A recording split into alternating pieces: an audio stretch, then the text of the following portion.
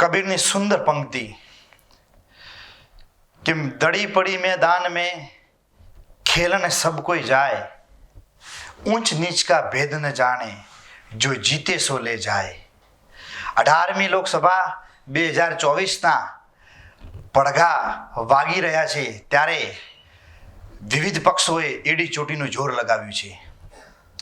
નમસ્તે, હું મુકેશ માળી.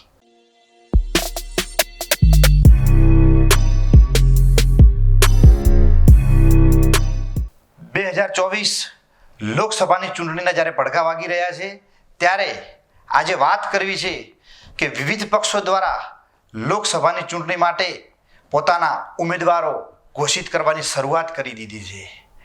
સૌથી મોટો પક્ષ ભારતીય જનતા પાર્ટીએ 195 જેટલા લોકસભાના ઉમેદવારો ભારતભરની અંદર નિમણૂક કરી છે. તેમાંથી ગુજરાતમાં 15 લોકસભાના ઉમેદવારોની ટિકિટો આપી છે. તેમાંથી એક નામ એટલે બનાસકાંઠા. બનાસકાંઠા લોકસભાની વાત કરીએ તો બનાસકાંઠાના ઇતિહાસમાં આજે બીજી મહિલાને લોકસભાની ટિકિટ આપી છે. સૌપ્રથમ 1962માં બેન ચાવડાને કોંગ્રેસ તરફથી ટિકિટ મળી અને 1962 થી 1967 સુધી પોતે સંસદ સભ્ય તરીકે બનાસકાંઠા જિલ્લામાં રહ્યા છે. શા માટે ડૉક્ટર રેખાબેન ચૌધરીને ટિકિટ આપવા પાછળના ભારતીય જનતા પાર્ટીના કેટલાક કારણો જવાબદાર છે? આપણે તર્કને આધીન એ ફેક્ટોને જાણવાનો પ્રયત્ન કરીશું.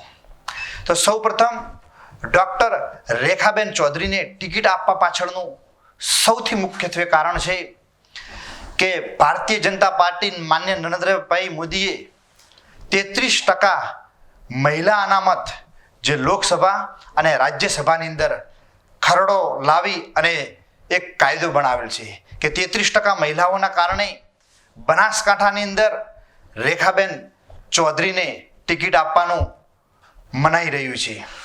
195 ઉમેદવારોની ટિકિટ જાહેર કરી, તેમાંથી 27 જેવી મહિલાઓને ભારતીય જનતા પાર્ટીએ ટિકિટ આપી છે. પ્રથમ કારણ.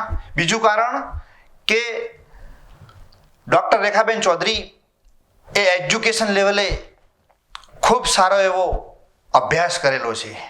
તેમણે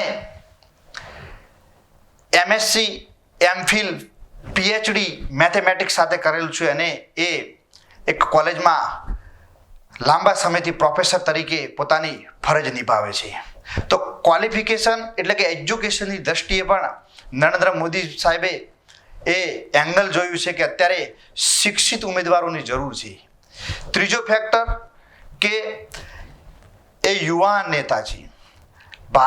ભાજપે 195 ઉમેદવારોમાંથી 47 જેવા ઉમેદવારો કે જે 50 વર્ષ કરતાં ઓછી ઉંમરના ઉમેદવારો મેદાને ઉતાર્યા છે. કારણ કે યુવાનોની અંદર પડેલી શક્તિ, એમની સ્ફૂર્તિ અને ઉર્જા એ પોતાના કાર્યક્ષેત્રની અંદર, એ પોતાના મત વિસ્તારની અંદર એનો વિકાસને ઢબ કેવી રીતે વાળી શકે એ યુવાના ફાળે જાય છે. એટલા માટે જ યુવાન હોવાના નાતે પણ ડૉક્ટર રેખાબેન ચૌધરીને ટિકિટ આપેલ છે એવું પણ મનાઈ રહ્યું છે. એમનું ચોથું ફેક્ટર છે કે તે બનાસ ડેરીના આદ્ય સ્થાપક ગલબાભાઈ નાનજીભાઈ પટેલના પૌત્રી છે. એટલે કે સહકાર ક્ષેત્રે એમનું ખૂબ મોટું એવું નામ છે અને ગ્રામીણ કક્ષાએ બનાસ ડેરીના સહકાર દ્રષ્ટિએ ખૂબ એવો બહોળો વર્ગ એમને પરિચિત છે. એટલા માટે પણ ડૉક્ટર રેખાબેનને ટિકિટ આપવાનું મનાઈ રહ્યું છે. એમની સાથે જ પાંચમો ફેક્ટર છે કે એ મહિલા સશક્તિકરણ સાથે પણ સંકળાયેલા છે. ડૉક્ટર રેખાબેન ચૌધરી ખૂબ જ મહિલાઓ પ્રત્યે એ ક્યાંક ને ક્યાંક અવનવા કામો કરી અને મહિલાઓ પ્રત્યે ખૂબ રૂચાળુ સંબંધ ધરાવે છે. એટલા માટે પણ ડૉક્ટર રેખાબેન ચૌધરીને આ ટિકિટ મળી હોવાનું અનુમાન લગાવાઈ રહ્યું છે. અને અંતિમ ફેક્ટર કે એમના પતિ એટલે કે ડૉક્ટર હિતેશભાઈ ચૌધરી ભાજપના કાર્યકર્તા અને વર્ષો જૂની એમની ભાજપની સંગઠનમાં કામ કરેલું અને એમના ગ્રાઉન્ડ લેવલ સુધી એમની મહેનત એ પણ ડૉક્ટર રેખાબેન ચૌધરીને ટિકિટ આપવા માટેનું એક મોટું ફેક્ટર માની રહ્યા છે. અને બનાસકાંઠાની ગણના દેખવામાં આવે તો ચૌધરી સમાજમાંથી ડૉક્ટર રેખાબેન ચૌધરી આવે છે. એટલા માટે ચૌધરી સમાજનું પણ ફેક્ટર આ જિલ્લામાં ખૂબ જ મહત્વનું સાબિત થતું આવ્યું છે. એટલા માટે વર્ષોના ઇતિહાસને કેલ્ક્યુલેશન કરી અને ચૌધરી ફેક્ટરના આધીન અને ઓબીસી ચહેરો હોવાના નાતે પણ રેખાબેન ચૌધરીને ટિકિટ આપવા માટે નરેન્દ્ર મોદીએ મોહર લગાવી છે. આ કેટલાક ફેક્ટો હતા કે જે ડૉક્ટર રેખાબેન ચૌધરીને ટિકિટ આપવા માટે એક મહત્વનું પરિબળ સાબિત થયું છે. એવી જ જાણકારી સાથે આપણે ફરીવાર એક વિડીયોમાં મળીશું. નમસ્તે.